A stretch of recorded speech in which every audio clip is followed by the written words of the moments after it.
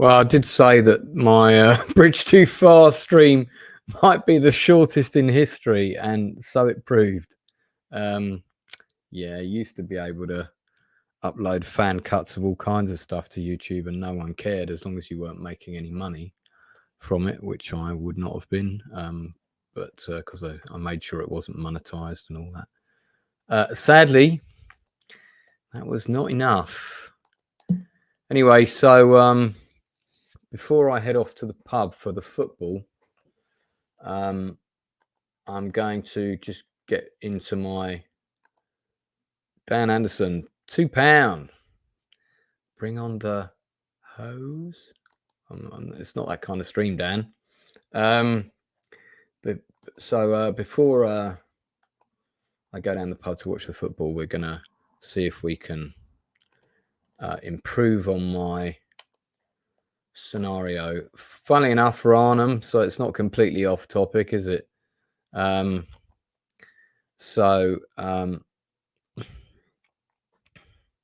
think I'm going to need this. It's going to open in a separate window, isn't it? So I'm going to need to, hang on, I'm going to need to reshare that.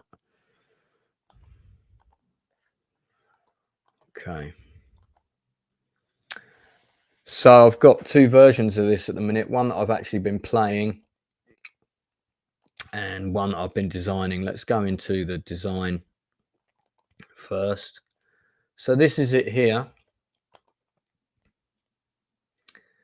This is a slightly updated version. Now, the one thing I haven't learned how to do is create an order of battle. In the game, you buy units and you purchase them depending on your income on a fixed turn. For this particular scenario, I would rather have a listed number of units that come in and eliminate the purchasing thing altogether. So Hos is the name of a town in I know that's Os I'm thinking of in Holland. I've got Dan in the chat, who's probably something of an expert at this, perhaps. Anyway, this is the setup. Now, the other issue is that there's a limited number of paratrooper units per game. In this game, my units represent roughly about 300 men, sort of company-sized. So Frost's battalion is made up of 3 regular infantry counters, a couple of these guys, some jeeps, and an anti-tank section as well. But right now, and yeah, this is Frost's here, and the rest of his men are about to land. So I've done quite a bit of work on this map. I'm not sure if that's spelt correctly, so I want to just check the spelling of that because I think that's wrong. Let me get yeah, Dan, if you can chip in on how I you said something before on the Bridge Too Far stream. Let me copy it. Let me see, what did you say?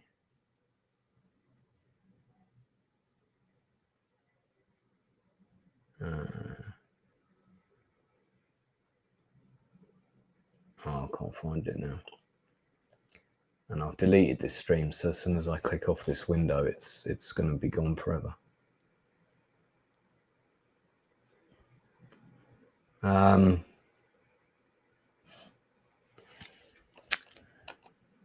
Okay. Oh, you're back, Dan. Yeah. So, Dan, could you talk me through how I can time units to come in on certain turns? This is the starting forces, but how can I time units to come on certain turns? That's what I want to know, if that's doable.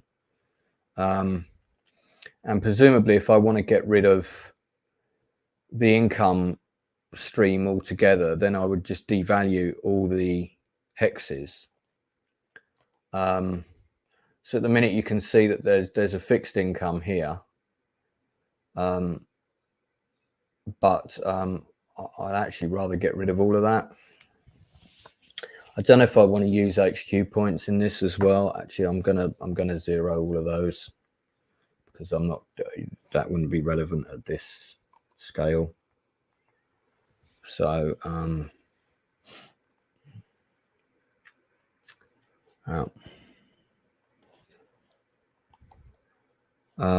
right, okay. So what you can do to eliminate purchasing as a whole is you want to have units. There's two ways to do this. One is hardware involving events. Yeah, I saw the events, but I've no idea how to do events. I know it's here, but you'd have to talk me through that. I can send you a link to come on here, mate, if you want. I can put it in the chat. If you want to come on and just keep yourself off camera and talk, I can do that. So I think you mean the top right cog on the main thing. That's, but oh no, you mean come into this and then go to edit events, right?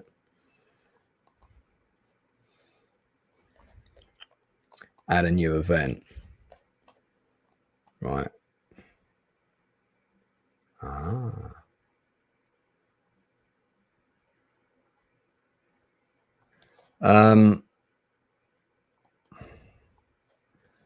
Fixed income. Well, I don't want them to have an income.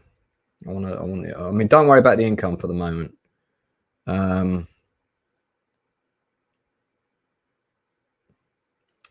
Oh, okay. So, for example, okay. So on the right, let's go back for a second. So what I'll do then on this is I'll just put 001, so that HQ points don't really come into play. Okay. And I can put the fixed income at 001 if I want to get rid of it later, but we'll worry about that later. So there's two ways to do it. One is events. What's the other way, mate? But yeah, if you want to come in the stream, let me know and I'll just put the link. I'll just put the link in the chat here and then I'll delete it. It's not like loads of people are going to jump on, is it? You can stay off your camera and then you can just talk to me like a phone call, essentially. Let me know if you want to do that, mate. New event, name it. Okay. So you name it here.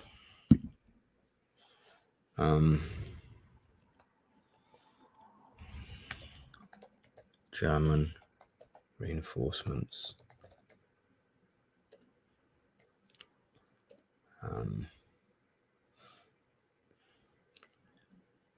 17th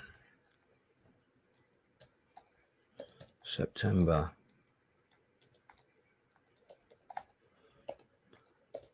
Turn 4, something like that.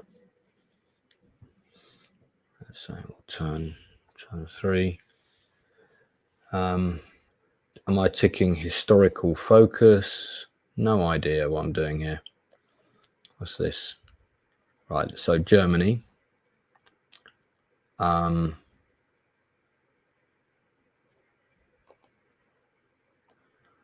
date reached. Okay, right. So if I put on date reached and then I put how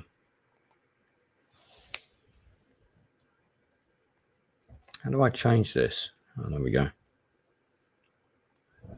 1944 8 turn 3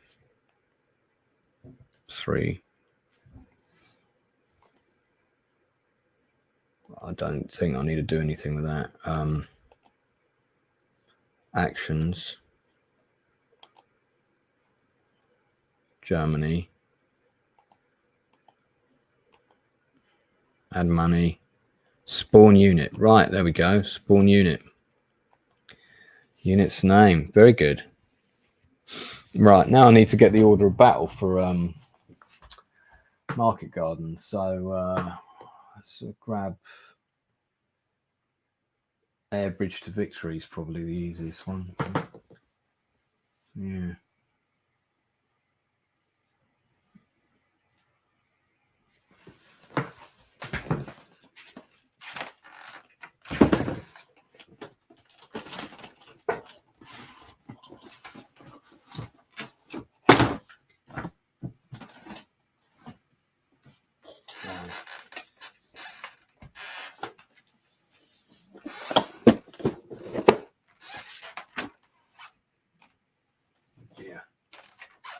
Very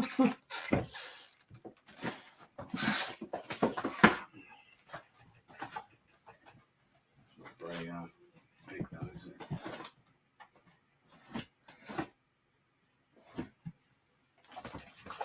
Sorry, hang on. I'm just tinkering with box arrangements. Bear with me a second.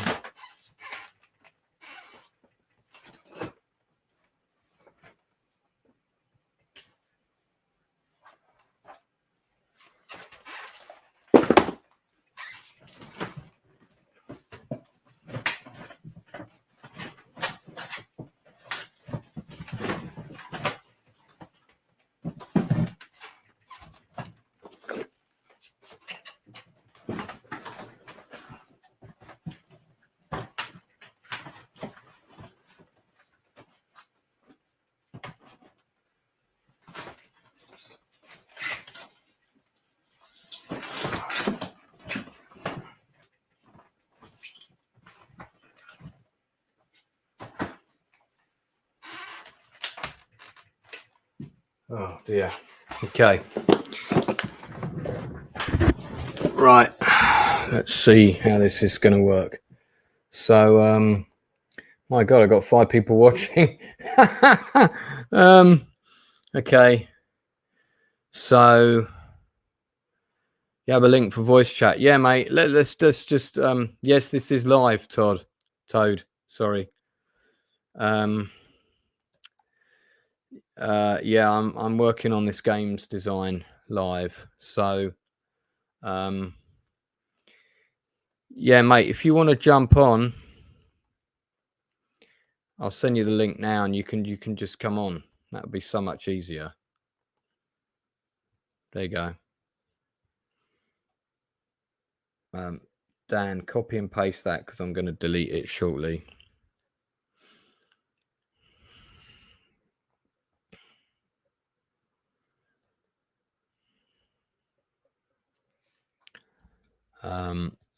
So I'm assuming, so if I put unit's name, I can't seem to click in that box. No.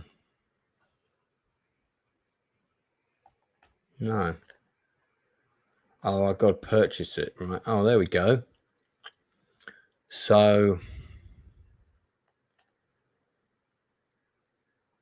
yeah, light SS infantry, veteran, trucks.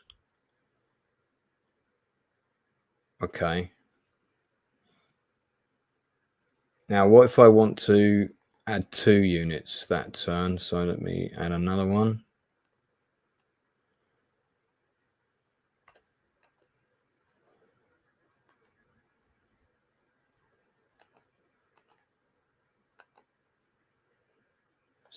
Has that worked? I don't know if that's worked.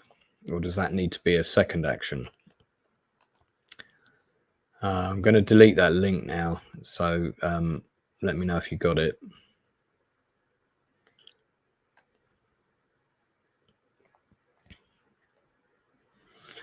Welcome to the stream, Revolutionary Toad. Do you also play this game? Let me know if you do.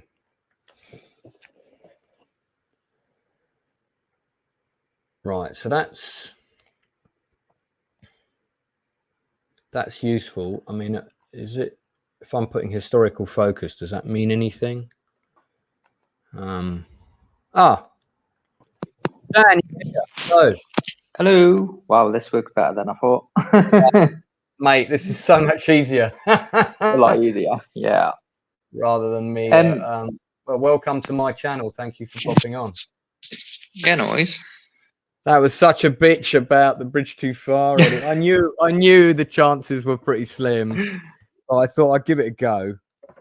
I was like, oh wait, he's trying to stream this. Something's going to go wrong. And then as soon as I said that, I just knew that the chances of it getting blocked were pretty high. Frankly, that's normally what happens. But I did think, but back in the day, fan edits and all that kind of stuff were just like, they just were no problem.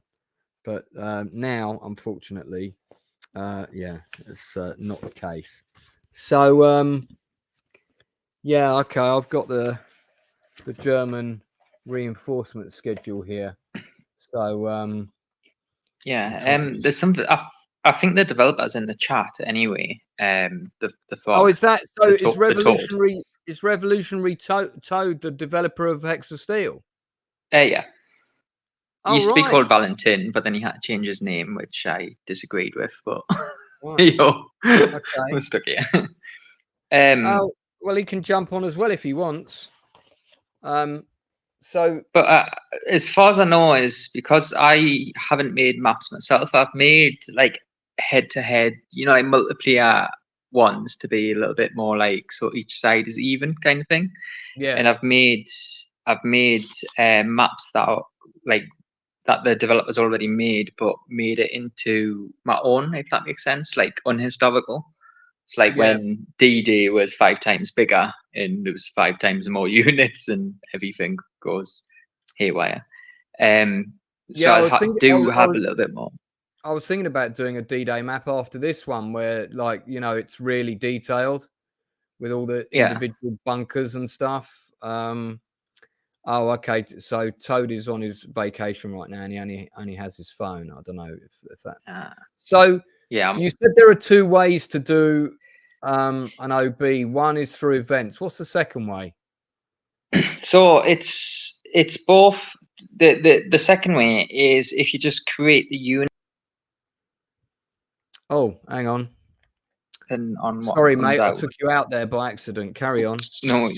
So it's through events, but the other way you wouldn't be able to choose what turn it is. Basically, it would be up to the person to deploy them when he sees fit, if that makes sense. Right. Because through the events, I think the bit where you're on now, you can only do it by coordinates. So what it is if you click on one tile, like any tile on your screen. Yeah. Well, actually, by coordinates is useful. So, for example, if I was bringing on one here. Yeah. Let's zoom in. So I think if you click on it, where does it show the hex? There, 6439 in the middle of the screen at the bottom. So what you would do is coordinates 64,39. I got it. Yeah. Yeah. So as you've done on the turn, what you do is you would just put 6439, and then if there's nothing on that, if there's no unit on that slot, it'll place the unit that you want. Right. Alternatively, what you can do is, where you put on turn reached. Hang on, let's see the edit. So if I go to this, so yeah, I've got see where date reach, which is day 3. If you go down to the bottom where it says spawn unit. Yeah. So if you click on that, and I think you can scroll. Oh yeah, right. So there's more. I think there's one called. God, there's loads. Yeah. Update tile. Would that be it? No. I'm trying to remember where it is. Pretty sure it's put unit in add unit to reserve. So if you want the player to be able to put, like, once it's available after a certain amount of turns, because you've got the on turn. It can add to their reserve, and they can choose where to bring it in. Yeah, exactly. On any of the VP points or villages. Okay, but if I want to specify, so it's the problem with the victory point thing is the major victory point is Arnhem Bridge, and I don't want the German player to be able to spawn units there. That's the issue. So how do I add the hex number to this? Where do I put the hex number? So you see the 200 on the right? Yeah. That's where you would put the coordinates. That 3 is, I believe, how many it's spawning. So you would want to just put 1 because it's on one tile. Otherwise, you get. Otherwise, the game gets. Oh no, that's the level. Sorry, he's changed it. The level of the unit. Okay. So if you want it like proper SS or anything like the strongest, you'd put like 5 level, but obviously it'll be very, very strong. So like level 3 is fine because all the units, the German units, were not fully up to. They weren't fully manned anyway. So these 2 are your coordinates, I believe. Yeah. think. So what was I hope. the hex that we clicked on was 69. Do you remember the other number? I'll have to go back and I think it was. I can't let's remember. go back. It was 40 something, I think. We'll find it. Hang on. So it was 6439. Okay, so I can tell that this is going to take ages to do, but will be worth doing. So yeah. So I go to edit events, click on this, and then I put in here 6439, and that'll bring that unit on turn 3 at that hex. Yes. So what you can do is you could do it on the turn instead of the date. So so regardless of how long the date's gone, it'll pick, because it's dependent on how many days you have your campaign on. Because usually on most 7 days. I've got my campaign is set over 10 days, but at this scale, 10 turns represents a day. Right. You understand? So what I've done is I've started it on the 1st of August, which is not when Market Garden took place, obviously. Yeah. But what that does is that gives me the required number of turns at this scale for the battle, which is 100 turns. Roughly 10 turns per day, 10 days. Because if one side hasn't won or lost within 10 days, the battle would be over anyway. So I've simply put, because you can do it by working out the date, or you could put it on turn reached. It just depends on what. Well, it's here. It's on date reached, so it's on 3rd of August, which would be turn 3, which would still be the 17th of September, turn 3. I've just written that up here. Mind you, maybe I should just change that. It's not confusing. But that says it's going to be on the 8th. Click on the number 8. That's the month. Yeah. That's the day. So it's the 3rd of August, which right, because he's starting the. Yeah, right. Yeah, that makes sense. Yeah. Okay. Right. I don't need to do anything with this, do I? No. Not that I know of, unless Val says yes. He'll know more. So so what you would essentially do is eventually over time you would pick what you want on that. So eventually if you want like a tiger well, not obviously a tiger tank yet, but if you want like a Panzer II or something to show up, you would do the same thing. And what you can do instead is, you see on that left of spawn unit, what you can do is, if you click that, it'll duplicate it, so it's a lot easier than pressing add new action, add new action. That's funny enough, I wanted 2 units, so I was going to ask you about that. Now, if I want to then add a 3rd different unit on this day, how would I do that? So you would just change. So you want a 3rd one? Let's say a 3rd unit, but different type of unit on the same. So you would click the duplicate. Oh, and I need to make this a different hex, don't I? So if I put 6438, it should be like next to it, more or less. Right. So sorry, what do I do? So you would click the duplicate on one of those. Okay. So left of the spawn unit. And then change the unit. and then change the unit. Right. Okay. Cool. So that's how I would do it. Right. So then if I put and we want a crappy regular light infantry. So this would be a light infantry with a truck, and then we need to change the hex for that. So I would go. Shame I can't keep the map and this open on 2 separate. In time. That would be. You see, I do this on mobile and it's a lot worse. Oh my god! I can't imagine designing this game on a mobile. That'd be a nightmare. It's because the way the games. It's because the way the game is programmed. You know, it's like Val's only been given as much as you can do with the game. You know, that makes sense. Mate, I don't know if he's still in the chat listening, but I really like this system. I think if he can create a scale modifier, in other words, he can set up something so he can rescale the units, because at the moment the units for most games are roughly 2 to 3 units for a division, I think, give or take. So units are roughly between 2,000 to 3,000 men. But if he was able to rescale it to company, that'd be great. I mean, I want to do a map at this scale for the whole of Market Garden, because the reason I bought this game was to do a Market Garden game. But as soon as I jumped on the Market Garden scenario, I was proper frustrated, because the map is so inaccurate. Even at that scale, it's inaccurate. Yeah, because like I say, it's with the units, it's based on like it's roughly between division and whatever's below the division. Right.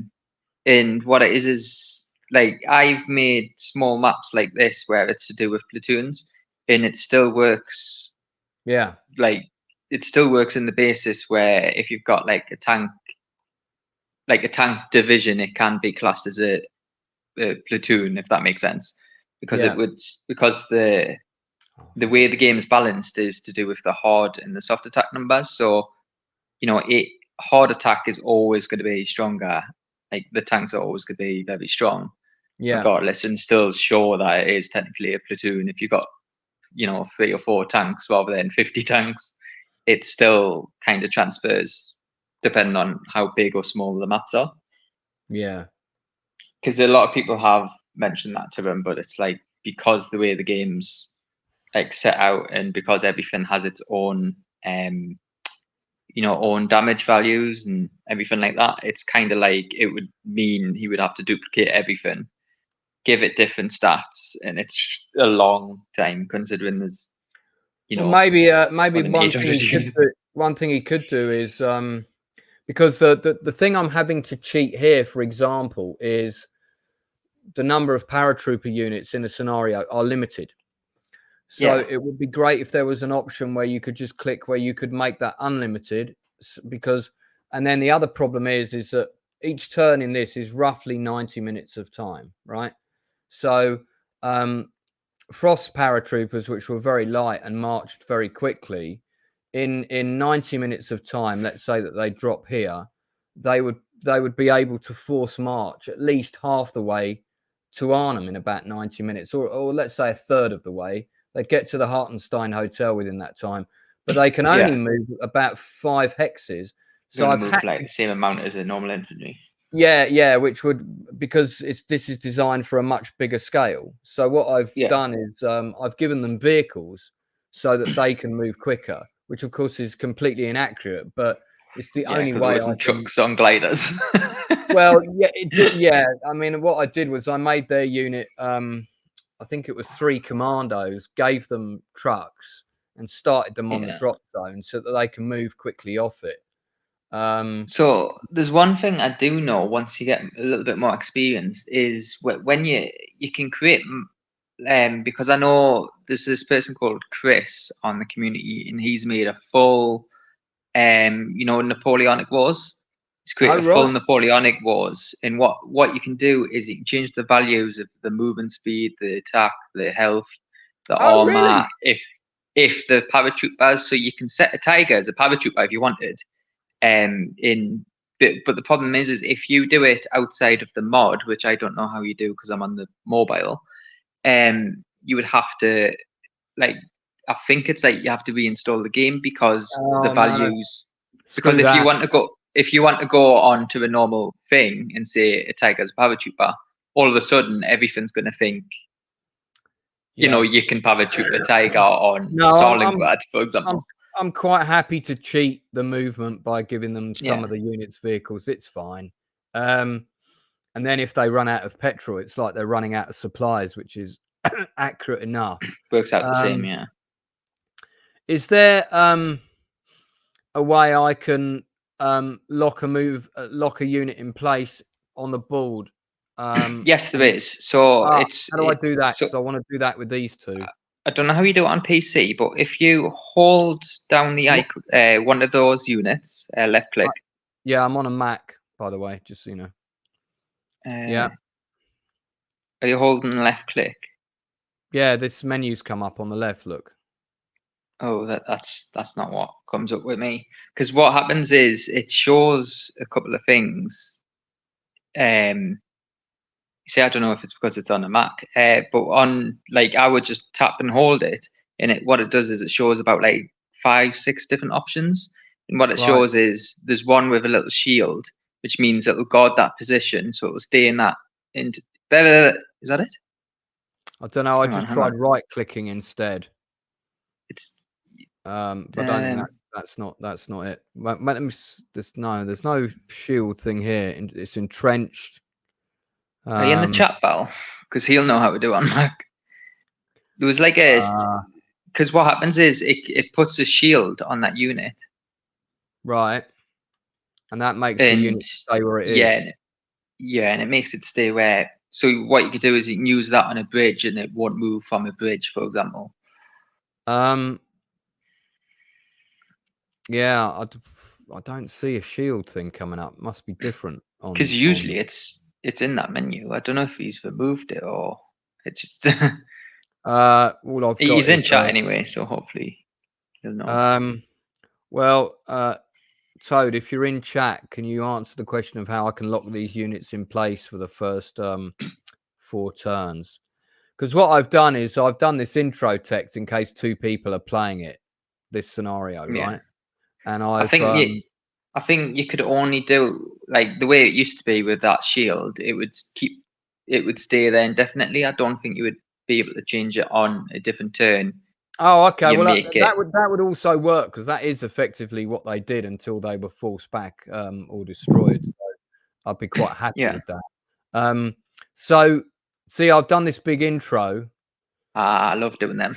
Yeah, and what I've done is if it's 2 people playing, I've written a whole load of special rules. So the Germans are only allowed a maximum of 12 armor units in the game because that would be roughly what they had. There's no air power for either side beyond the parachute drops, etc. And I put what the Allies are allowed to build, but that's all before I got the order of battle. So, okay, a couple of other things. One is I want to create a Polish paratrooper unit, which there isn't in the game. Very frustrating. So I'm wondering how can I replicate the British paratrooper unit into the Polish OB and just color the counter accordingly? Is there a way to do that? Yeah, and it would be, I don't know how it's done because I don't do it, but you're able to create a unit, and what you do is you take the unit off, for example, the British, like you say, and then you name it Polish, they call it Polish paratroopers, and then what you do is you set it so it can power drop, and give it a what do you call it, like a purchasing value, or obviously, well, give it purchase value anyway. And what you would be able to do is import it into your, like, so whenever you play Polish, you would be able to use the Polish paratroopers. Right. But you don't know how I do that. And I know slightly, but I wouldn't know more than Val. But Val will know more, or Chris, or a lot of the community, because I usually create the maps with everything that's available, if that makes sense. Whereas people have made mods for more units, and you can create. Someone's created like daft things, like the rat tank. Someone's created a rat tank, and they were able to deploy that, for example. That never existed and stuff. So yeah, it is doable, and I think it is quite easy to do. It's the case of probably just contacting Val to figure out how to do it. I mean, it would be good if he could add one to the order of battle anyway, because they had them. Yeah. So maybe that's something he can do. He can add. I'll just put that in the chat. Can you add a Polish paratrooper unit? So did you say you created a big D-Day map? So what it is with the D-Day map that exists, what I've done is I've created one where the Polish were able to retreat from the Northern Shore, and they were able to go to United Kingdom.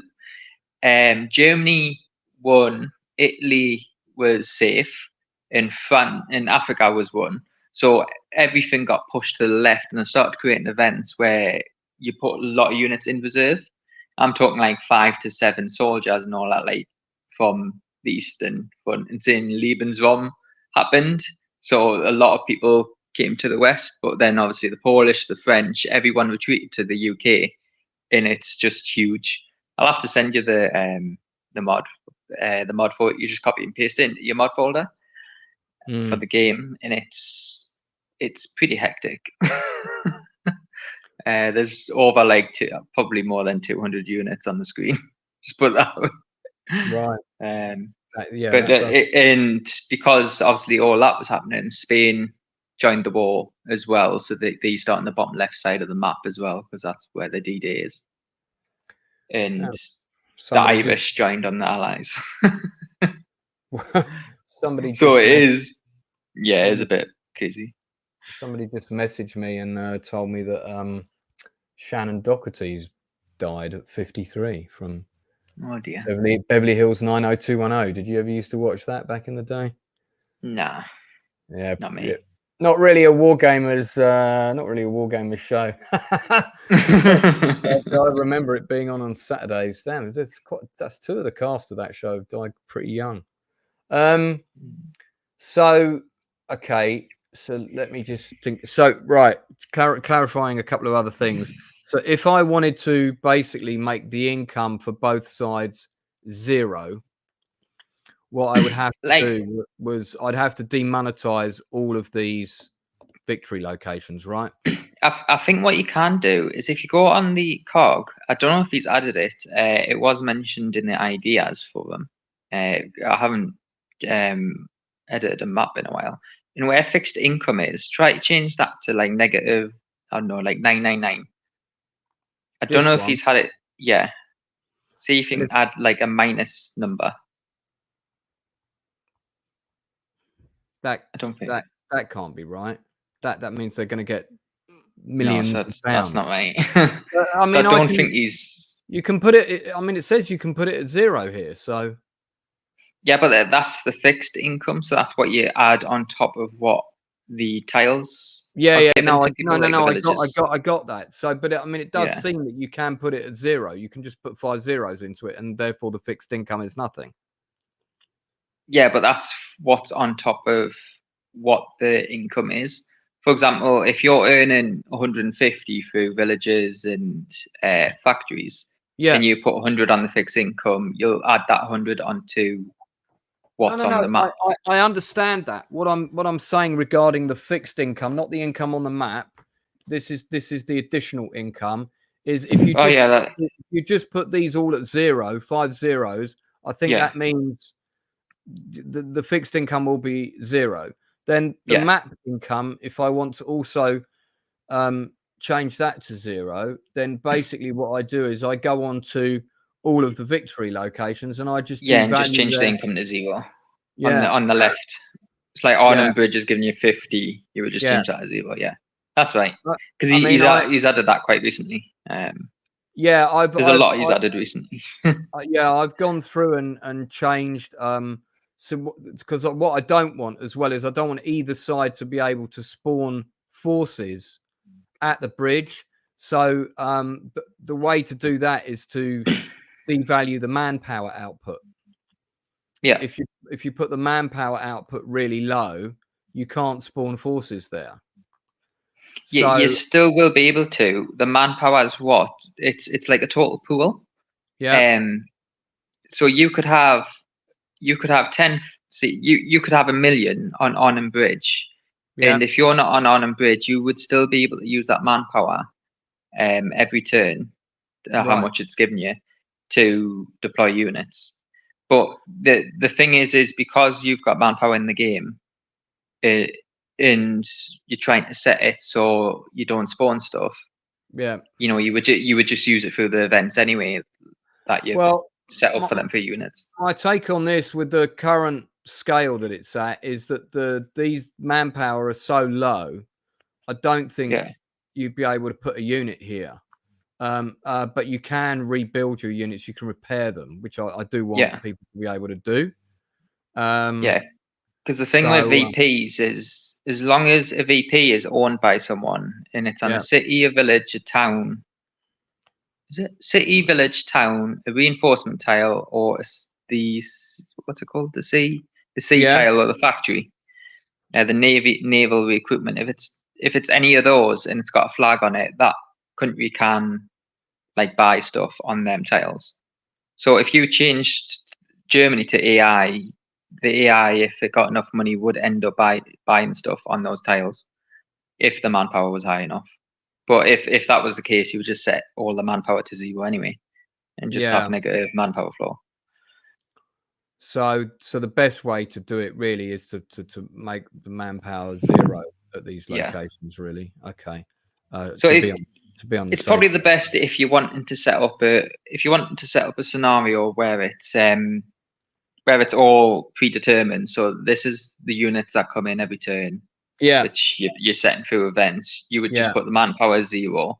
Yeah. And the income is 0, so they can't spend money. And the manpower wouldn't matter really, because they wouldn't be able to spawn stuff because they don't get any money. Yeah. Does that make sense? Yeah. They'd only get money by destroying stuff and everything like that. Thanks Retro for this message. It's actually the 2-year anniversary of this channel this weekend, give or take a few Congratulations. days. And thank you. I've just hit over 3,500 subscribers. My content is quite mixed. Mainly what I do is I interview people in the film and TV creative industries. So I've had people like Gail Ann Hurd on, who produced Terminator and Aliens. And, wow. Ron Underwood, who directed City Slickers. And if you go to the industry interviews, it's all on there. And I've got another one tomorrow. But I've actually got Neil Marshall coming on before the end of the month, who directed Dog Soldiers. So so that's mainly what I do. The gaming is my kind of niche hobby. On the side. I can't be asked to set up a separate channel just for this. But the England game today, England getting to the final of the Euro meant I had to cancel my 2-year anniversary stream plans. Oh dear. Yeah. So that's why. I heard Labour's going to make if we win, Labour's making it a national holiday. Is that right? So, that's what they think. It was on BBC News. Right. Well, come on, England, then. Let's get it. I'll happily get another bank holiday. So there's something else, right? One of the things that I saw in the game early on, there was an option to tick it, and I haven't been able to find it since. I'm sure I saw a box where you could tick zone of control is in effect. Yeah. So in other words, a British unit wouldn't be able to move between these 2 German units here. Right? Yeah, so if you save what you've done now, just because obviously you've got just so you remember how to do what I've already told you about the map, and then I'll go in here. Then go to the main menu. Hang on, let me save the scenario as well. I think people can currently play this scenario, I think, but it's not finished yet, which I have put in the text in case anyone jumps on. Right, so where am I going? It's on the main menu. Oh, right, okay, so I'm quitting to the main menu. That's why I'm saying to save it, just so Yeah, no, very wise. Okay, and it's in go on settings. And on the right, you've got zone of control.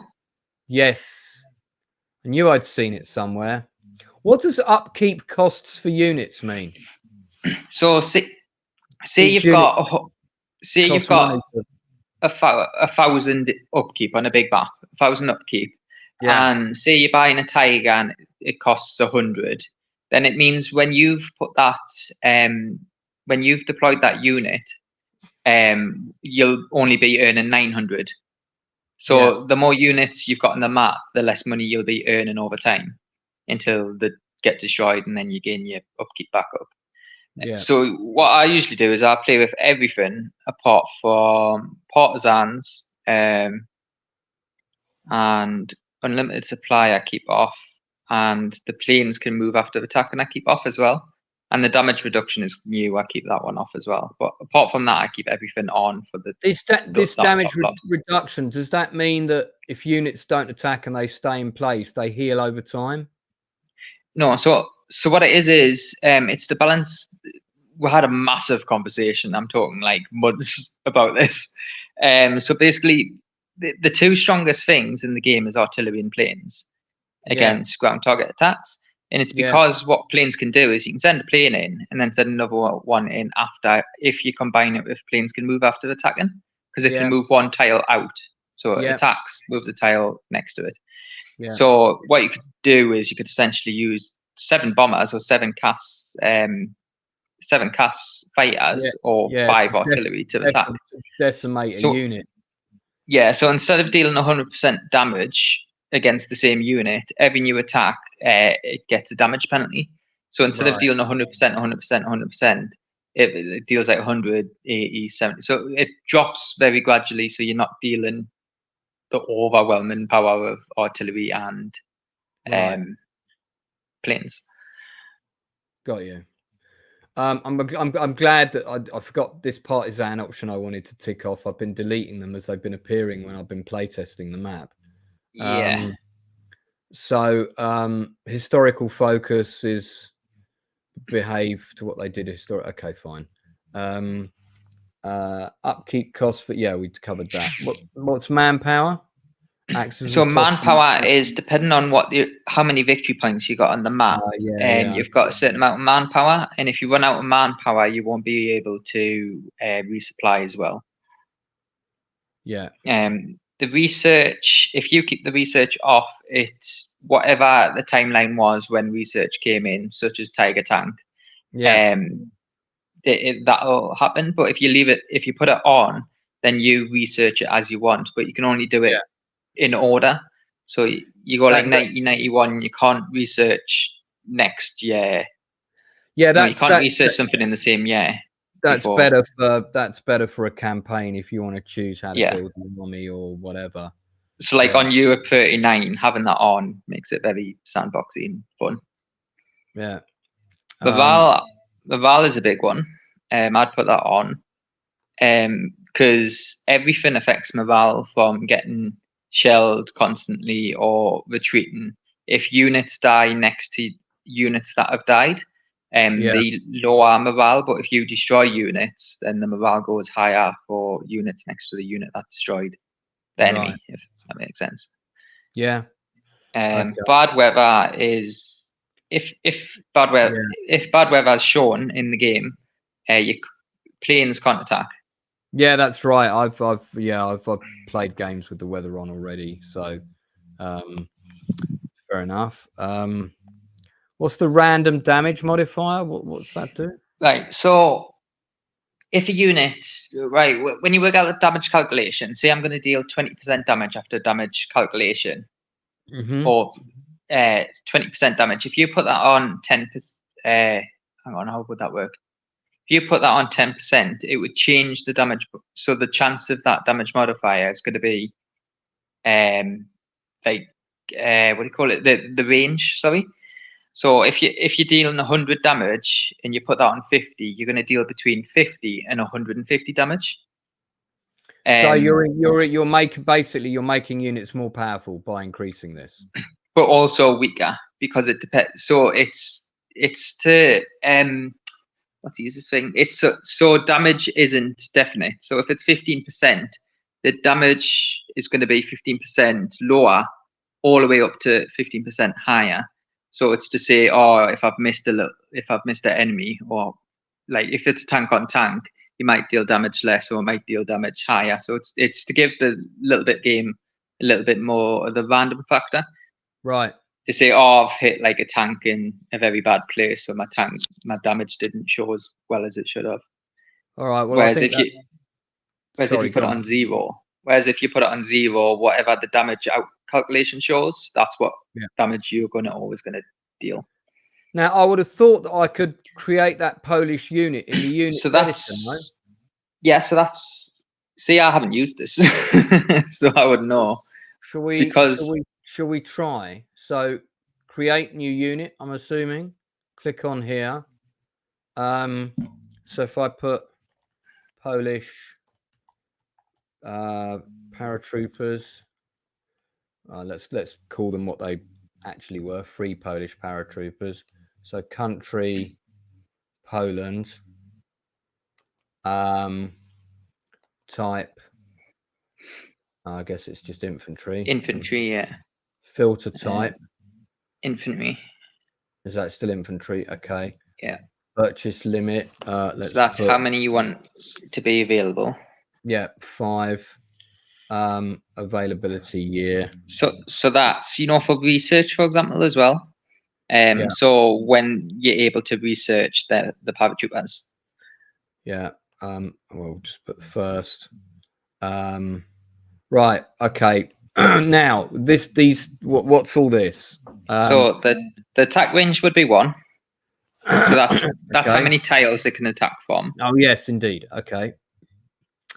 And what's the visibility for? I can't remember. It's how so the visibility is for the fog of war. How far they can see, I think. Yeah, so that would be the same as the English paratroopers, which I can't remember. We'll put. I'll put 3 for the purposes of this game. Right. What you would do is you would just have a look at the unit for the British paratrooper, and then just come back to this and change it to what the vanilla is. That's fine. So soft attack would be what? So it's 25 or 30, I would say, roughly between 25 and 40. Okay, well, let's go with 30. Hard attack, as in. So I'm guessing that's the difference between small arms and. So hard attack is against armor. So how strong it is against armor. So usually it's between 15 or 20 for. It depends how elite they were against. Well, they were very good. So I'll give them 15. This is how air good they are. Attack's always 0 for infantry. Okay, munitions. How many times they can attack? I would put 10. Okay, before they run out of ammo. Yeah. Yeah. Okay. So 10. Well, change it between 5 and 10, depending on what. No, 10's fine. What movement points. So you wanted these to go faster, didn't you? Yeah, on this game. Yeah, I'm creating them especially for this game. So is movement points? How many points does it cost to move 1 clear hex? So it'd be 1. But it depends when you go over marshes, for example. If tanks go over marshes, then it adds up, so it takes more. If that makes sense. All right. I'll give them 12 movement points then. They don't need fuel. So that would be 12.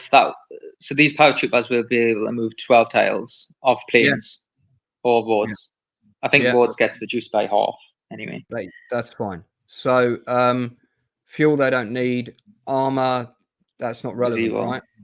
No. Right, health points. 100. 100. Okay, so every unit has 100. Every unit has 100. Okay, all right, cool. Yeah, apart from, for example, garrisons where they're very light, just defending a city or villages, if that makes sense. So if I then add unit, I'm guessing, is that what we do? Yeah, I'm hoping. Or movement sounds. So you would put. Let's so try to find the paratroopers. So paratroopers or V2.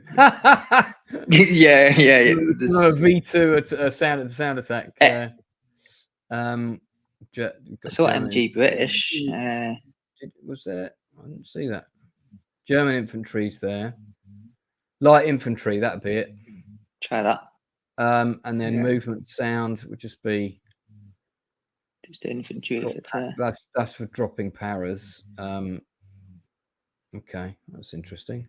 So not just an infantry marching. I'll go with drop paras then. Right, so copy unit, create unit. I thought we had a create unit a second ago. Copy unit. So I think is it the add button on the bottom? Add unit. You need to select the mod you want to edit. All right, edit mod. Okay, here we go. So none. Don't know. No, this is the bit I had problem with because I didn't know how to sort. Because I know you would pick the country as whatever country it is. Yeah. So like Poland. And then see how it's added all the list of everything that the Poland has. So it's got like the Polish tanks. What this is a order of battle for Poland in 39. I'll put light infantry. But that's the units that exist.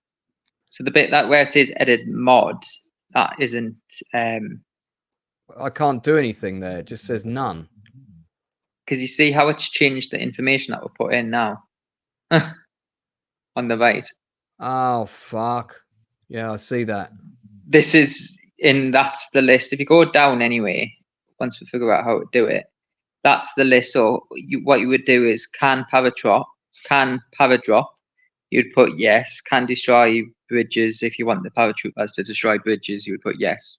Okay, hang on, mate. So just working through these.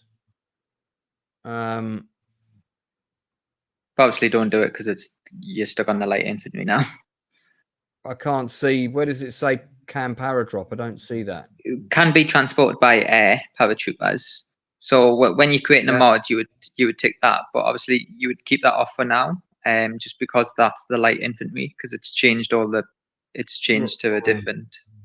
Yeah, well, because they are light infantry technically, but they don't have the Polish paratroopers here. This is but you've got it so it's editing light infantry, because when you clicked it changed it to trying to edit the light infantry, not the paratrooper. But didn't I need to click it in order for this to progress, or is that not because it said to edit mod, which was the bit I got confused on.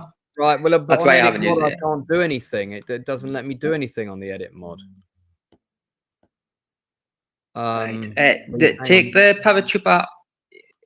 Yeah, if you I don't know how. Right, I don't know how do you get off it? I know that's what I'm trying. That's what I'm trying to figure out. Could try to go back and then end that. Let's just go back and just do this again. If you just type in power, we'll try to do it dead quick, just because obviously if it's not going to work, it's best. So if you just type like Polish paratrooper. Fuck off. Funny thing. Right. Okay. And then and then country, you would need like the first three you would need, and then after that it's fine. Poland, infantry, right. Right, now on the right. Yeah. Right. Now just see if you can add unit. You need to select the mod you want to edit. Okay, this is where we ran into. So edit mod, click on this, none. I don't understand. So this is the bit where, this is why I haven't bothered with a unit editor, to be honest. I was trying to figure out that. Oh, Chris is on. He does all this. He's the one that created I believe it's the Napoleon mod. Chris, are you still in the chat? If you are, mate, let me know and I'll send you a link to come on and jump on the stream if you're available. To save me sending Dan insane. Because I think I've used this once and then I stopped using it because I think it was because I couldn't get through the edit mod. I think what you need to do is you go on the mod editor and then you edit mod and just added Poland units or something. Yeah, because you've got the mod, you can do it. These are the 11 infantry types. Yes, so it's just showing all the infantry for Poland. We don't have a free Polish paratrooper unit. That's the problem. So it seems that creating it is a pain. I mean, so try pressing back. See what other editors there is, because it might be. Because what it might be the case of is, in the mods folder, you just create added Polish things, and then you just add it to the mod, and then enable a mod, so you're able to. All right. So where do you want me to go? It's not maps, not heroes. Well, what's country editor? Well, mods here. We go in mods here. Yeah. Okay, so there's. And then see at the bottom, give your mods a name. Give your mod a name. So this mod being me, So you would add. This is Yeah, a so we'd name. give a name for mod. Profile name for me moderating things. Is that what this is? So you would name it like added Polish units, or something like that. Oh, hang on. So right, let me rephrase. So this is asking me to create a name for the specific mod I'm about to create, i.e. a Polish paratrooper unit. Okay. So free Polish. Right. Okay. Paratroopers. Apparently my phone's overheating for some reason. Oh, right. Right. Okay. So, right. So I've now got a folder that's open. You can't see it. It's opened on my computer. Oh, hang on. Have I accidentally closed it now? So now because you've got that as a mod, you'll be able to select. I'm hoping you're able to select that mod when we go back into that mod. I see. The unit editor. Okay, I understand. Right, I got you. Now, that's what I'm thinking. My screen has just done something completely strange. Let me. Oh, there we go. Right, let's get back on here. So let me just put this down here. Oh, because if not, I've got a feeling what it might be actually creating a mod where you create a folder called units, and then when you from there, then you just all you got to do is just do what we went on the earlier screen, creating a paratrooper, and then it automatically puts it in the unit folder. That's what I'm guessing, but I wouldn't know. No, I understand. Before we look into that, there's one other thing I want to. So we're going to come back out of here. Before we do that, just one thing on the map editor, right? Now, on the map, if you use this button here, you're able to import an overlay, right? For map design. Okay, so I wasn't able to do that. I've got a map to bring in. I just want to see if we can resolve that, because if I'm going to design more maps, I'm going to need to make sure I can do that. So right. So as far as I know, this isn't available on mobile, but I know there's certain buttons like F12, F11, or something like that that reduces the size of the image, like the overlay, and you can change the transparency to fit on top of your map. Yeah, once you get it, that's fine. My issue was not that. Okay, my issue was getting it imported in the first place. So when I open it, when I click on it, a folder opens up, which is trying to access my documents, if you like, my desktop, etc. Right. So to go where the map is. Okay. So if I go to my desktop and I click on, it says Hex of Steel would like to access files in your desktop folder. Okay. Okay. So I say okay. Right. So so what I've got to do actually is I didn't do desktop last time. I tried documents and that didn't work. Let me cancel that a sec. What I'm going to do is I'm going to move the map onto my desktop. Let's see if that works. That might resolve the issue. So we're going to copy this. Sorry, I hope I'm not taking up too much of your day. Honestly, I'm having a joy. Oh, wicked! All right. Well, we'll have to play a game together at some point. So let me. And the good thing is, because this is on mobile, as long as both of you have the same version, and for example, if you wanted to play this map, all you do is just send me the map, and then I put it in my mods folder, so I can see it in the maps, and then you set it up that way. Because I thought once you're editing a map and you're saving it to the scenario, other people can see it. No. No, it's just for you. What you would have to do is you would have to give the person the map, and there's three ways, but the two main ways of playing the game is real time, where I take my turn and then I end. It's basically real time, and the other one is called PBEM, which is you take a turn, and then it'll come up a black message saying, your turn is up. Please do not press continue. This is for the next person. Right, and then got you send that save to me.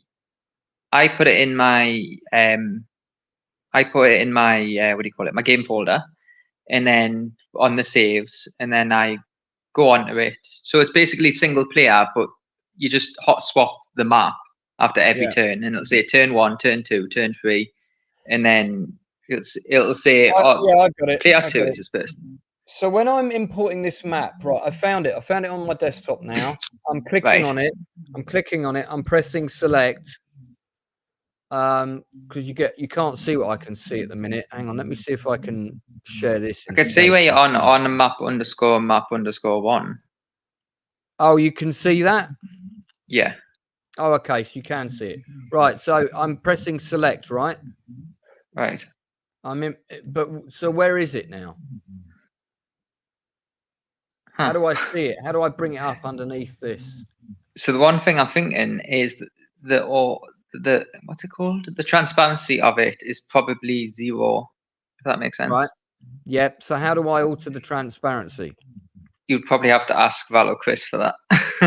Val or Chris? If Chris is here. See, I've created maps because I've used other people's maps and I've created my own scenarios. Right. But I've also created maps because I've created like PvP unhistorical, like, you know, it has nothing to do with any realistic places. You know, because I've created them on its own without an overlay, because you can't use overlay on mobile. Right. So I've just had to create maps without having to mess around with things. Because what I do is I add like reinforcement tiles. I make changes to rivers, or like add a bridge if I need to in a certain place. And Sure. you know, it's a lot easier than trying to set up an overlay. But I know it's certain hotkeys. I just don't know what the hotkeys are. Because how I learned how to do this was by watching this guy. He did a YouTube stream of creating his Stalingrad city map, which was a wicked. Yeah, that'll be the developer, I think. Oh, right. Yeah. Okay. I think it'll be Val. He's changed his name to Toad or something now. yeah, it was Valentine. That's right. And I posted underneath it. You know, I'm creating an Arnhem map, blah blah, because no one's done an Arnhem map like this yet. This is, I'm a massive history buff. I was also the guy who was doing the Pegasus Bridge movie, the one that went tits up and never got made. That was my project. Everybody's heard about that, and it came with a heavy price that destroyed my marriage and everything. So I'm divorced now. Oh dear. Yeah, we got proper fucked over on that. Very, very, very badly. It was not fun. So I've been trying to get the European Band of Brothers show made forever. Yeah, and that's got 2 episodes set in Arnhem, and one of them's about the Polish. Yeah, a load of those scripts are actually on YouTube, funnily enough, because I'm just trying to keep pushing it out there any way I can. We came so close to getting it the green light about a month ago, and then it's always the same. It gets right up to the top guy, and then the top guy says no. It's like back to See, I wanted to be a historian when I grew up.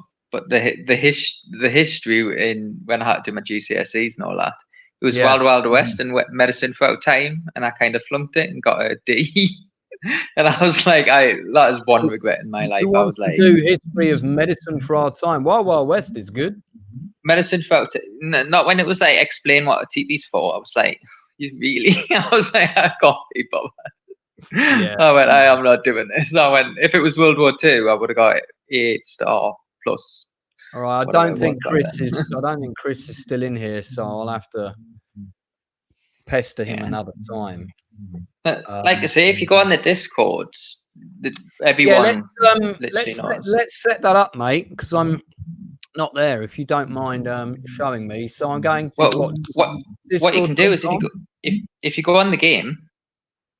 Yeah. Okay. Hold on. Right. So I'm going on the game again. Yeah, because I know there's an app. There's apps and all that, but you can also get it through the what's it called? The internet. Because if you go on the game and then at the bottom there's the Discord, it looks like a game controller. All right, hold on. Right, let me put the screen back up again. Right, so I'm on the game. Where am I going? So see on the bottom, it looks like a game controller. Furthest bottom left. Oh yeah, that one. Join the Discord community. Okay, another screen is opening. What should everyone call you? Right, so I'm gonna I'll give myself the same name I've got on Steam. Right, okay, yep. And wait, are you human? Yes, I'm human. Please click on the entity that does not repeat. All right, there's only one cake, so I guess that's the one. Please click on the entity that does not repeat. Cake. Okay. I think I'm verification. We detected something out of the ordinary going on, and we want to keep the community safe. We will need to verify your account. Okay, verify email. Right. Okay, so I'm doing all that. It's asking me for a password. What password would I be using? Is it not what they've sent your email if you put an email in? Well, I've got to send them. I don't know. Oh, I see. I see what you're saying now. In order to verify, must first enter. Well, they haven't got my email, so they wouldn't have been able to send me anything. Oh, unless it's the password you enter so you can get into your account, like create one. Yeah, but so does that mean? So I'm creating a new password now, right? I would have thought so. Oh dear. It's been a while since I set up a Discord account. Yeah. Okay. Probably changed it. Nothing's ever easy, is it? Right. But what will happen is when you get on it, there'll be like the help section as well. Help section mods. It's got loads to do with like ideas. If you've got any ideas for the game, in discussion. If you just it said my password is too weak or common use. Okay. So yeah, it definitely is create an account. All right. Let me call it something else. Good damn.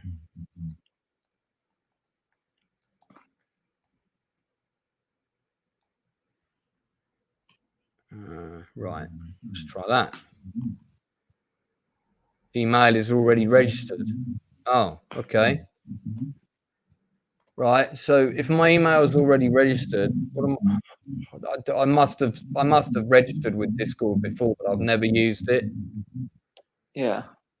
So it might just be the case of forget your password now, like in the future. No way, you just click it and then create password because you probably forgot it. Set it up a while ago. No, I did. Yeah, I've no idea what my password is. So, hang on. All right, let me try this again. So I'm going to join Discord. Valentine Studio. Oh, he's invited me to join. Accept invite. Unable to accept invite. Okay. I don't know what I'm doing. I don't know why this isn't working. Let me share this. I'm sure the three people that are watching are having a very exciting time. This is usually what you do is you click that and then press accept, and then it just shows your lobby. Yeah, well, I can't. It's not working. Can't get in. Huh. I don't know if that's because I'm currently logged out of Discord. That might be what it is. Okay, you might need to log in before. If I want to log into Discord, what do I do? Where do I go? Do I type in Discord? You would just go on the Discord website, yeah. Right, let's try doing that. So it's like what's his name, Mr. Scott in Star Trek 4. The more complicated, the easier it is to block up the drain. Okay, so discord.com. Right, I'm in Discord. I've got a login here. Let's try logging in. Welcome back. So nice to see you again. Okay, cool. I think it's remembered my password. Wait, are you human? Yes, I am. So I'm logging in. New login detected. Please check your email. Okay, so I'm checking my email. Verify Discord. Okay, I'm going to verify login. Here we go. IP address authorized. Okay, right, let's log in. This is just like massively unnecessarily complicated. Yeah, good to Right, see. okay. You want to log in? There you go. Done. Okay, I am now in. Right. Okay. So, hold on. This is the first time I've ever logged into Discord since I've used it, because I'm a moderator for the Critical Drinker. Don't know if you know him. Nope. He's the #1 film reviewer on YouTube. I'm one of his moderators. And Is it spelled with a? Is it spelled with a K, as in critter, and then a KAL? No. Oh. It's just Critical Drinker. He's a Scottish guy who reviews a lot of films and doesn't like he's drunk. He's really popular. He's very, very good. He calls out Hollywood on their crap. But I'm a moderator, and I know a lot of people use Discord that are all connected to that world. And it's like, yeah, just being a moderator is enough, thanks. Right, so I'm now on Discord. How would I find this invite? No, that's a question for me. See, because usually what you would do is if you got the, that's just to see you back on Discord. This is the whatever beginning server of you the are. message history. I don't even know who this is. That's just the.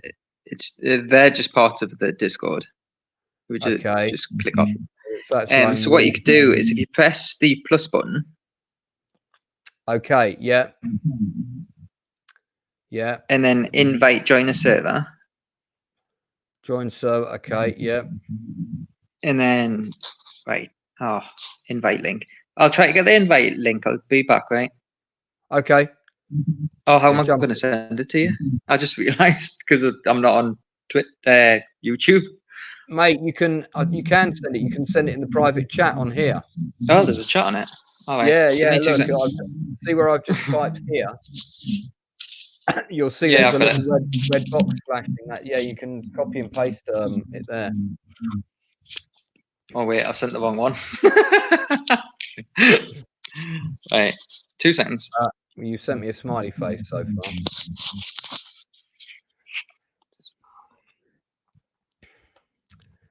Well, I can still hear. Hello? Oh, I've lost your audio. Can't hear you at the moment, Dan.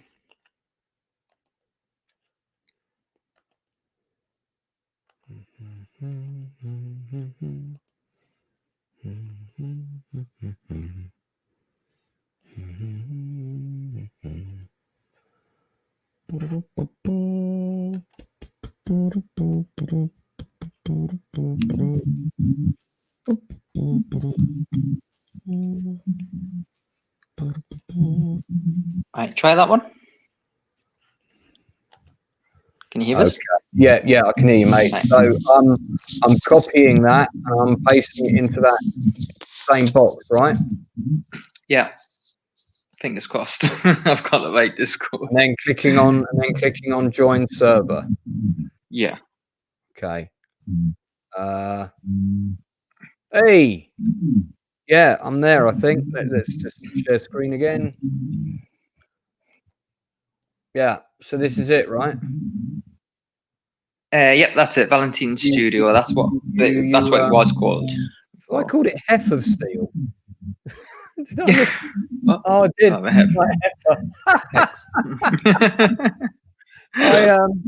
misspelled it. Oh, that's terrible. Hang on, let me. I might be able to edit that now. Can I? Edit. Yeah, I think I can. Can I? Can probably edit the title. Let me change that. You'll be able to see on the left side because he's got another game which is like 3D and all that. It's like Battlefield, but World War II. Right. But for the Hex of Steel, he's got like dev news, so you know what he's sprung out or if there's a sale on or anything like that. You know, like updates, patches. Of course, yeah, he's laughed at that. So that's like the discussions. You've got bugs, so if you encounter bugs, you've got multiplayer help, ideas, balance, strategy tips.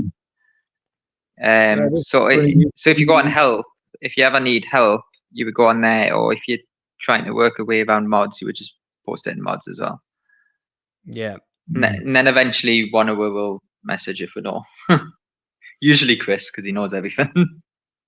Yeah. Okay. Very cool. All right.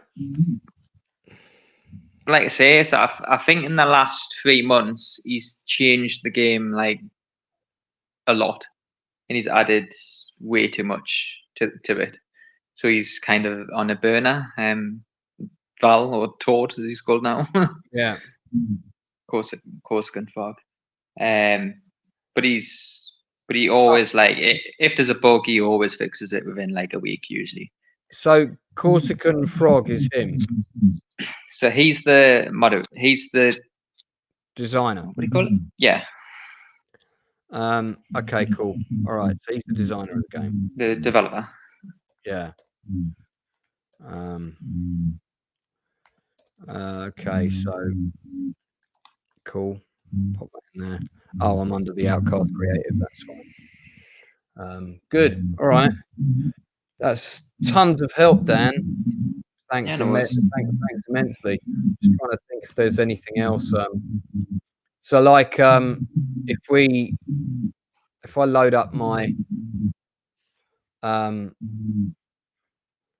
game I've been playing. Yeah. What I've been doing is I've been playing myself. I'm an absolutely vicious player, playing myself. all out to destroy and win at all costs on both sides. Yeah. So, because I heard it took someone 14 hours to complete the tutorial campaign, right. And I got to the point where I can do it in a good half hour, 20 minutes. That's, yeah, I didn't think the tutorial was very good because it didn't have boxes that came up when I tried playing it. So it just explained the start. There is a PDF file. If you on the main menu, if you click guides, there's a like 40-page PDF file. I've got my head around it now, but this is the game I'm in the midst of playing at the moment. With my first run of my design of my map, I've changed the map a little bit now. So, for example, this pillbox at Arnhem Bridge is 1 hex further back, so that units can still cross the bridge to attack. If they wish to do so, with the British ensconced on the north, with this hex here. So that's down there. The British actually captured the railroad intact because I forgot to move the engineers for one turn, so the engineers can destroy that bridge. What I've done in this map is I've made Arnhem Bridge a land feature so it can't be destroyed in the game accidentally or otherwise. Which I think works best. So yeah, it's pretty useful. One thing I have realised is that anti-aircraft units in a ground combat role against infantry are absolutely devastating. Yeah. They do tons of damage, man. Which is accurate actually at this scale, but does make them like slightly more powerful than they probably should be. So what it'll be because usually anti-air units, when they stay still, you get entrenchment. Well, every unit gets entrenchment, and when anti-air gets free entrenchment, they become really, really like very difficult for infantry to deal with. No, not them entrenched. These are the ones on trucks moving about, attacking them. Oh, so so like this German truck here, this one, which is a Flak Panzer 38. It's under strength now because it's been in battle. But when it first attacked, it did like mass damage, about 40, something like that. So I noticed they were basically reducing units down by half, give or take. Yeah. Just wait until you're against the 88mm flak. Any light tanks are just as soon as you see it, it's just like let's just move bound. Do the blitz, what do you call it, like the pincer with your light tanks, because they will get destroyed by 88 flak. But I like the fact that tank units on their own, as infantry can do damage to them. Yeah. Which is good again for this battle that I've created. So yes. So the idea for infantry is you put them in, you let them stay still for a certain amount of turns to get their entrenchment up. And as long as artillery doesn't get their entrenchment down, or planes with bombs and bombers and all that, infantry stood still on a hill or on a hill tile or cities can become very, very problematic. Like even light infantry becomes a nuisance, and they should be one of the easiest to kill. No, but that's for this game. That's good because as the Germans, I've been trying to destroy these guys, and I'm having to attack, just like focus on one hex, bringing people in and out to reduce the unit. That's the only way I'm. Yeah. So you see that. So you see that infantry British unit on right of the city. This one here. Yeah. So you see the commandos. This is another thing you might not be aware of. See, it's leveled up, so it's got 3 chevrons. Yep. So what happens is everything starts at 1, which isn't shown. So all of your infantry, all the German infantry aren't shown, apart from that one with 3 chevrons, your engineers. But what happens is every single time it levels up, it gains 10 extra HP. So, so see how he's got 120. Yeah. His stats are boosted by 20% as well. Right. And so if you got him down to 60%, his soft attack would go down to 27. Right, got you. Because the health is dependent on whatever. So he's got 20% extra attack on top of his base stats. Yeah. So if it was 10-10, you would be 12-12 for like artillery, which makes artillery very strong if you can get them leveled up. Yeah. Well, these guys have held off attack after attack after attack, so that's why they've all done quite well in that respect. Yeah. So it's a pretty mean battle there. And I've been because I've been playing both sides, I've been creating the units as they came in historically myself, more or less. Because I've made my own Stalingrad, where I've made like a bunker line with Romania, and it's where Romania held off. You know where the pincer came in to surround was it the 6th Army? Yeah. I've made it so that they knew it was going to happen, so that they already had bunkers on the sides. And playing as Romania, I still get demolished like 2 out of 5 games after 4,000 hours of playing it, because I'm just like, what? The AI is very, very clever. And so sometimes you're like, whoa, where did this tiger come from? I didn't even know they had a tiger, because they keep it hidden in fog of war. Right. And I'm just like, what's going on? Yeah, I mean, one of the things that annoyed me when I played the D-Day campaign. Let's have a quick look at the chat here. There's a new. I love this chat, which is really great. Oh yeah. Really like this chat feature. Great way of finding players as well.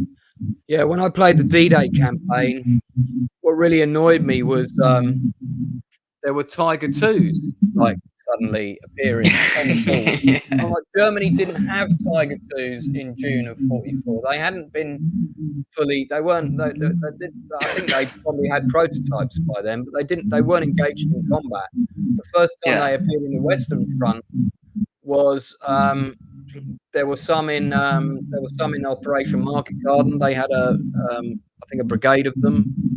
It was mainly in the north where Belgium was, on the east. Mainly all the armor was sent to the Eastern Front, apart from the shrapnel that was sent and then to the obviously west. there were some used in Battle of the Bulge, but there certainly weren't any in Normandy. There were Tiger 1s in Normandy, but there weren't, including, of course, that famous Tiger Ace Whitman, who destroyed half a British brigade one day. Villiers Bocage, very famous incident where he just drove along the side of a column, like destroying vehicle after vehicle after vehicle. Yeah, caught them completely by surprise. Yeah, so that was kind of annoying. I was like, hang on, it's still very historical, but I still kick the computer's ass at that game. Yeah. But the thing is, the game is it's like semi-historical, so it's got the maps and all that, but because the way the game's worked out and over the years of him developing it, it's became a lot more into the sandbox World War II bit. So like, you know, Hearts of Iron 4, yeah, if you've ever heard of that. So it's more into the sandbox. You create your units you want, and you know, just try to wreak havoc on the AI that literally destroys you nearly 10 out of 10 times. Yeah, I mean, one of the things I do like is that the AI is good. Because I mean, if you play a game and the AI is pretty predictable or weak, it makes the game really boring. So this is the Operation Overlord campaign that I played, right? Yeah. And I had a pretty hard time with the Allies. What I did was I brought all the American ships over here. So as you can see, they're now here, but I had all the American and all the British ships here. So I decimated the Germans here with naval bombardment. And that was how I pushed them back. So you can see I'm now right down here. Yeah. And the AI is the Germans, but he still plays a proper vicious game. And I've captured Cherbourg now. Well, so I captured it actually, I think about 3 weeks before it fell historically. I was quite chuffed. But I don't think there's one called Operation Overlord it's a bigger version of what you want. Let's have a look at it. That's the one that I've changed myself, where there's like, you know, there's a bazillion units on both sides, and regardless of which side you pick, am I able to get your version of it? I'll be able to send it on Discord if I can figure out how to get back into my phone memory. So is the Overlord under scenarios? Oh yeah, here scenario. We go. This one here. Yeah, that's it. Because the Market Garden, the only Market Garden one I've been able to find is, I don't think is. Let me just check this one quickly. Yeah. See, I've played all the campaigns, and now I play all the scenarios on repeat now, and try to master each one on both sides of like Allies and Axis. Yeah. Yeah, this is the map I played before. I hate this map. Because there's the Arnhem. Well, it's just, this map is just very inaccurate. There's a lot of airfields where there weren't airfields. The Americans didn't have a pontoon bridge here, so I don't know why that's there. And also, the other thing that's really annoying is some of the German units that are on board are way stronger than they were. Guys defending the Somme Bridge. This was a garrison unit. This was not a fully. Yeah, there's a heavy infantry.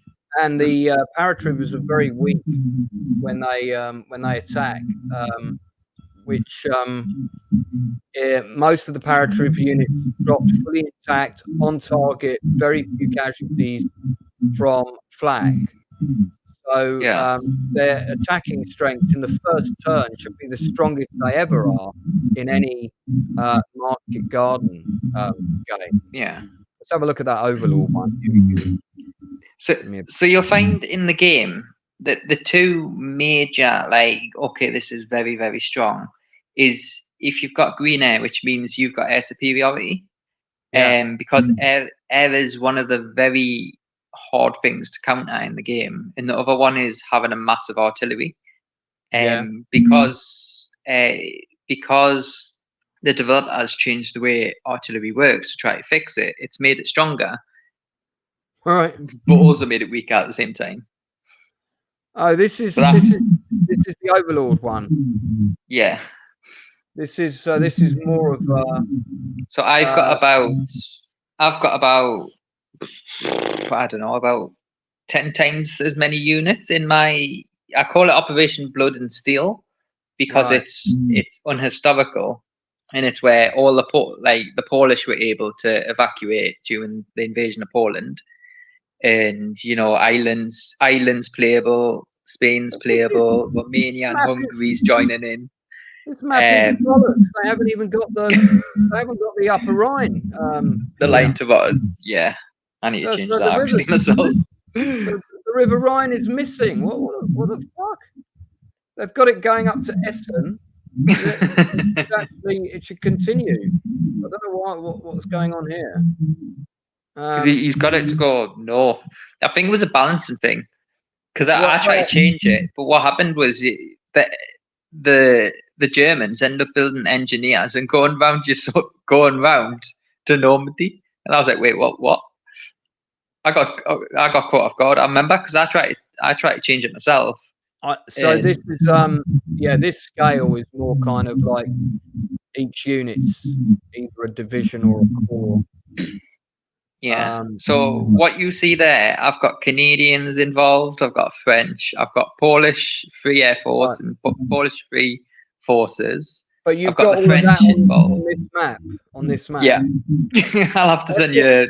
I'll put a screenshot in discussions, and you'll go, what the hell is going on there? I thought you meant a map that was bigger than the last one. That's what I want to create. Yeah, and I've got like 8 V2 bombers, or like 8 to 12 V2 bombers about to attack London as well. Like all the places that they attacked. Right. So Europe 44. Just look at that. So what people usually play? What people usually play is Europe 39, because that is like the sandbox of it starts at Poland, the start of what people say is the start of World War II, even though you're gonna play the whole war, you mean? Yeah, so these are the sizes I play on. And it goes all the way east as well, all the way into Russia. Yeah, this is like core level. Oh man, this would be a great game to play. I haven't even looked at one at this scale yet. But I know that 1939 has a ton of events. So the further Germany pushes into Russia, Russia sometimes gets their income straight to zero. But if they push like towards Stalingrad and stuff, they gain like 10,000, like 1,000, like 5,000 income and stuff. So with the events, so when this place is captured, when Stalingrad is captured, or that tile, or if someone's next to it, add 5,000 to Russia, and it gives Russia a little bit more chance to. Well, what they done was they ended up pushing through the Sixth Army and all that. So there's a lot like that, and there's things like capitulation. So he's recently added it. So if you take over France, Vichy France spawns. Right. So you got stuff like that, and the whole of you didn't go south. The whole of North Africa's there as well. So North Africa part. If you wanted to play the war at that scale from beginning to end, you do new campaign, and then you'd pick a country and you pick the date. Is that right? No, so this goes through like a campaign. So if you go on Germany, hang on, let me do it. Okay, new campaign. So Germany, yeah, and then go on. It started on the Eastern Front, so east, and then 1939. So it'll have Poland, and then if you go to then 41, so it goes through like a set amount. So you got like Poland, Barbarossa, Stalingrad. Can you do one on the really big map where you play Germany? You decide not to attack Russia. Yeah. So what you would do is, if you press back, all you would do is you would go on Europe 1939. I think Poland will always get attacked, I believe. But apart from that, because that starts the war. So I mean, it kind of has to. So okay, so if you were You're the German player. You're going first. Start. And what you can do is, in the settings, if you put historical mode off, the game will run on its own. So Hungary might attack Greece in the first year. You know what I mean? Or Italy might kick off with France. Yeah, this is the size of map. These are what I play. I hadn't even looked at these sizes of games yet.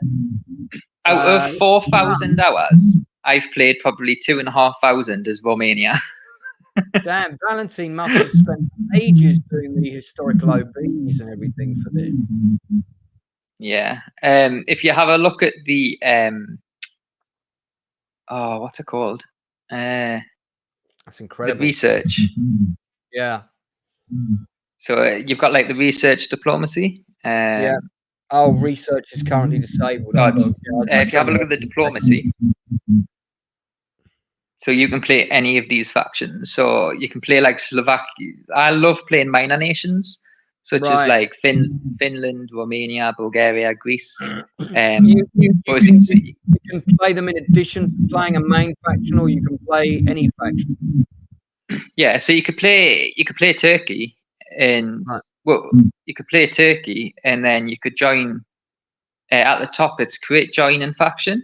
And then all you do is you put in Axis to join the Axis, or allies to join the allies, or you create your own, and you can invite people of your same ideology, because it costs more for like opposing ideologies. If you're communism, it's going to cost like 100,000, which is impossible, to invite Germany to, Russia. But what you can do is, if you go on the map editor, and then you open up this scenario, you could change Turkey to be communism, or turn Germany to be communism. So you could play communism Germany if you joined, and then just save it as a map.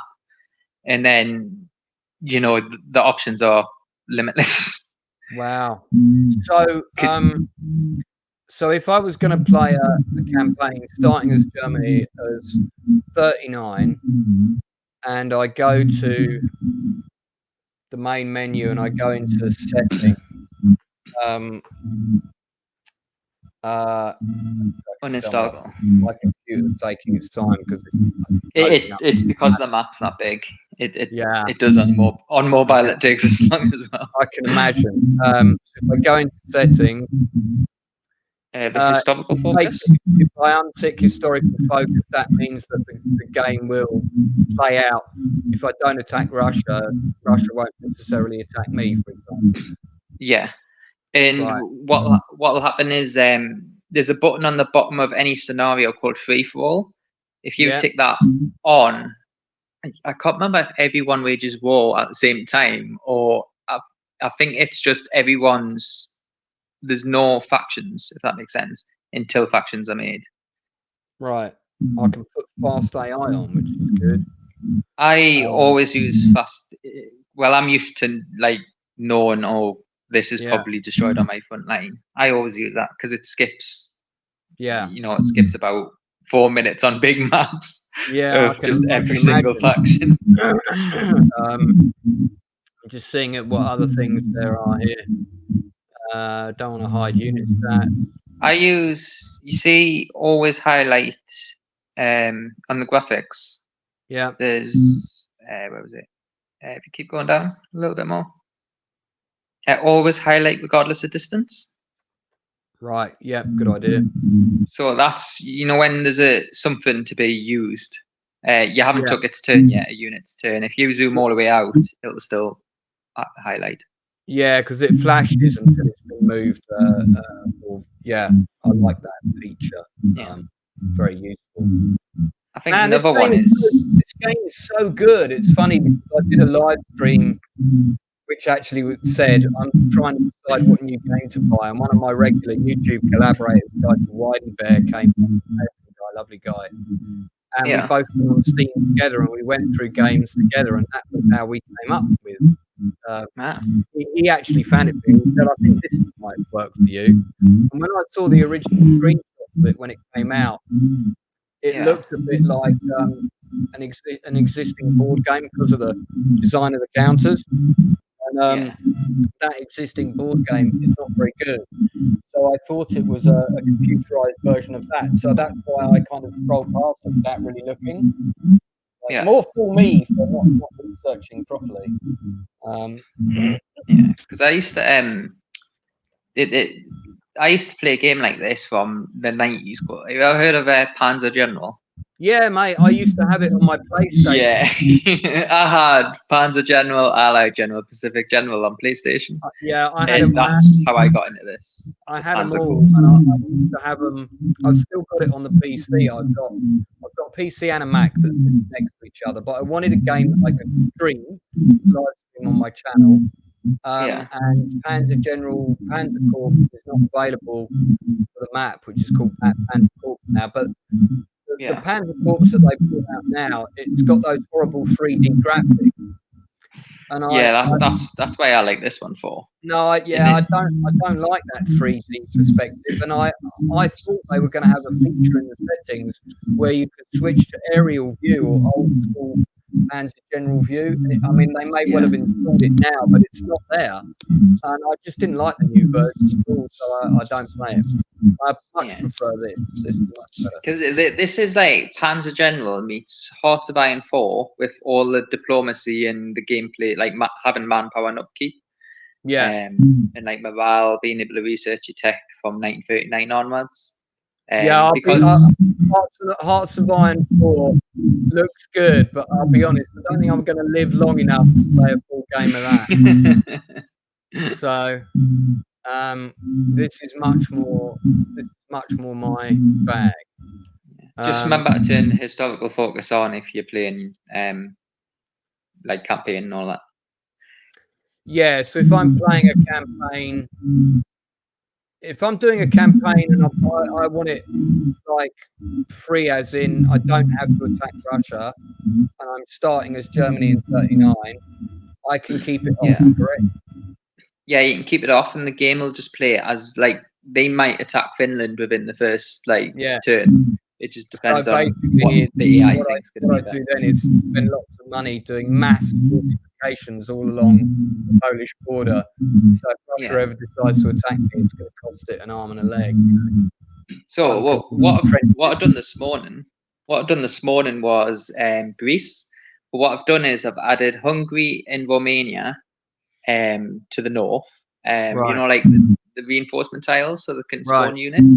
I've added Canada to the southeast, and I've added more presence. What do you call it? So they can add more, not the units as much, but you know, the income to the southwest and the south. I added what's it called, Great Britain, and I wanted to see how long I can keep that campaign going. So what I've done is I played as Turkey. I added loads as Turkey, and I lend-leased units. Because what you can do is, if you have a look at policies, there's stuff so like no step back, so your units can't retreat, and you got blitzkrieg, and there's one where you can deploy units in allied countries. So if your team takes over a factory, you can build like Tiger 2s as Romania for Germany, and then give them the units and stuff. So I wanted to see how long I can keep the Allies and Axis fighting each other by lend-leasing the losing side, and I got it up to, I think it's 361 turns by just watching two AI figure out who's going to keep winning, and it's eventually got to the point where it's the Germans start winning because Tiger tanks are a little bit broken. Well. But that's what I mean with the map editor. You can do so much like hypotheticals, and what if, you know, Romania helped on the Western Front, or what if Italy, you know, was able to defend and they helped, you know, against D-Day and stuff. That's the bits where I'm like, all the hypothetical sandbox. You know. Yeah, it's. I mean, I've got the other one I've got on the PC is you've probably heard of it, the Operational Art of War. Oh yeah, I've heard of that. And that's the one that covers all periods, like from World War One right through to present day conflict. It's got all unit types. Yeah. The AI on it is very good. I always found that the battles tended to go the same way, and you know, it just wasn't. Yeah, it just wasn't really up to spec. So, because on this, the thing with the AI is, Val has spent a long time tweaking it, and it's got to the point where, like, what was it? What I think I was playing as, was it Romania, and Germany? No, not Germany. Russia was attacking us all the time, and they just couldn't get through. So what they've done is they bought 3 engineers. They put pontoons round the side where the river is, and they've just sent loads of T-34s round with a couple of planes hidden in the fog of war because I didn't have any radars, and literally just went round. I was like, holy crap, I'm done for, and they literally destroyed like my defenses. And I was just like, I can tell next week. I can tell I'm going to lose so much time to playing this game. That's all good because it's fun stuff. So I just wonder if there's any other. So here's a question. Right, so when I looked at, I was looking for Operation Market Garden. Why have they got 3 versions? Because so obviously you got one United States, you got one British, which it's not shown there, and I think I'll put that in ideas actually. The ideas on Discord. What it is each one is balanced for what side you're playing. So if you're playing the Axis Germany, it's balanced for you playing as Germany, right? Or you know, because they're part of the campaign, right? So it's part of, like, if you're playing the American campaign, it would be as if you're playing as the Americans in Operation Spring Awakening or Silver Fox and stuff, you know. Right. Okay. And then those campaigns are just historical start date. So if you play one of these, you play the first battle, and then after that battle, you take those units onto the next campaign in that historical timeline, correct? No, so what it is you've got something called core units, and you can have a certain amount of them. If you buy a unit, there's a new icon in the what's it called, the purchase screen. There's a new icon called core, which means if that survives, you'll be able to deploy that in the next campaign after it. Got you. It'll go to the next campaign if you win it, and then you know, you'll be able to. Right, but that's what will happen if you start a campaign in, say, Germany in 42. You play that one battle, that map, and then but the campaign will then automatically take you to the next historical battle after that. Yeah. Right. So if you got if you got like 10 Panzer ones for Poland is core units, then that's gonna. But you can change the core limit as well. If you go in the editor and then edit the scenario, you can change how many core units you can take over. That's what I mean. The bit that I like about this game is the freedom to change whatever you want to. Nearly every aspect of the game, close to anyway.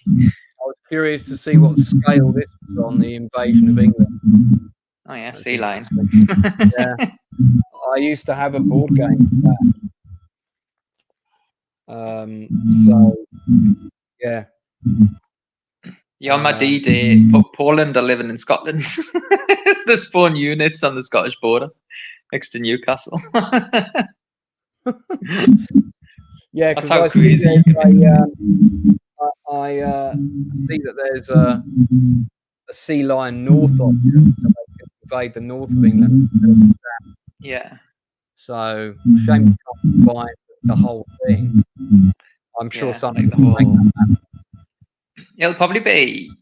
It would probably be like what do you call it? Like a snippet of Europe, but it would just be France, England, and Ireland. Really, France, United Kingdom, and Ireland. Yeah. Right. But people have made world maps that are like, well, it's the world. I did America and all that, and unfortunately, my phone cannot run it because the amount of memory it uses is astronomically crazy. But people have done like Ukraine war. People have created, like Chris has created a full Napoleonic war. Yeah, I'd about like 18. Love to play a Waterloo. There's like 1800. He's added all the campaigns like Waterloo and all that, and he's added like Waterloo, the Italian campaign, the campaign to go to Russia, and he's added about 1800 units in total. And I'm just like, what on earth? What on earth are you doing? So, oh, that's Italian paratroopers. So I've gone back into the unit. Yeah. So what you could do is if you click on the British one, so it'd be that's the Canadian. Yeah. That's Japanese. That's the British. Yeah. If you go on copy unit, I want to see if you could do it this way. Yeah. Okay, copy done. Yeah. And then change the paratrooper name. Just put Poland at the end. At the end of here. Yeah. I just want to just double check if you could do it this way, and then paste it next to copy unit. Yeah. Where am I pasting it? Oh, just by here. Paste unit. Yeah. Yeah. It hasn't worked. I was just thinking you could do it that way to add it, but. And I also I tried to do the thing with the mod. So edit mod. There's nothing there. So the mod that we created doesn't seem to be. Yeah. You'd probably have to ask Chris about that. How to add. Yeah. No worries. Well, I'll get him on a private call and do it another time. All right, thanks, mate. I better go and get my food because I've got to go to the football. Yeah, no worries. But Dan, I really appreciate you coming on and spending time showing me what I've got. And hopefully we can set up a game in the future. You're not on Facebook, no? Nah, I usually just use Discord, really. I'm just